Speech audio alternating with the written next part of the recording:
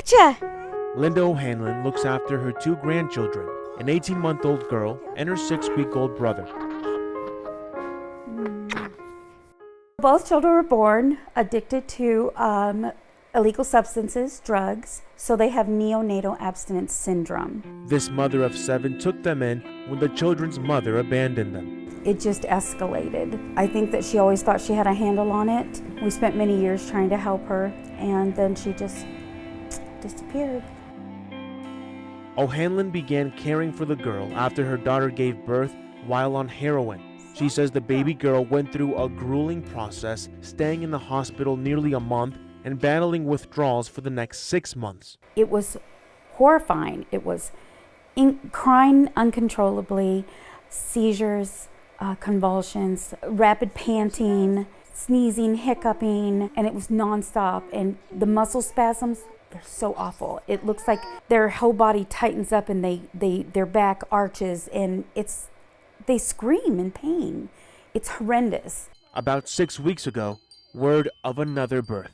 I called St. Joseph's first to see if it was my, and I just had a feeling it was her, because I already have one of her children. So I called and I just said labor and delivery and named her name, and they said, no one here by that name. Called UMC. That was the second place I called, and a young man answered the phone and said, please come right away, she needs you. The baby had just been born. I asked if the mother was sober, and the staff told me no. And I said, so the baby's addicted? Yes.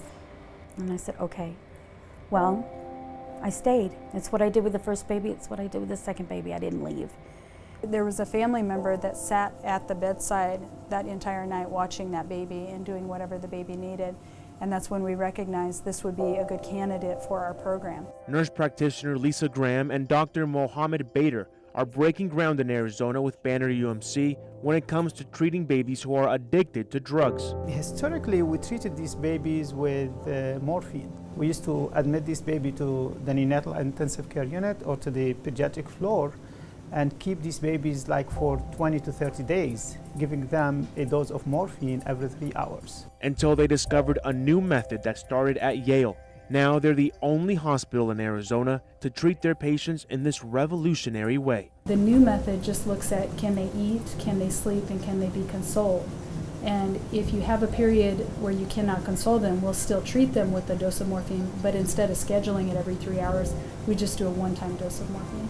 To be admitted in the family-centered NAS care program, the mother or another family member needs to stay in the hospital with the baby in what they call a nesting room. For us to be successful in implementing this program, one of the things that we recognized from the beginning, that we need to change the culture on how we look at the moms and the babies.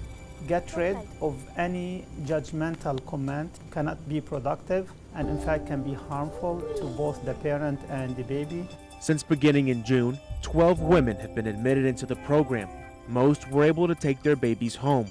The Department of Child Safety also works to ensure success. But then I held him, and he did this little half grin that she does, and it was it was over for me. I knew he was going home with me.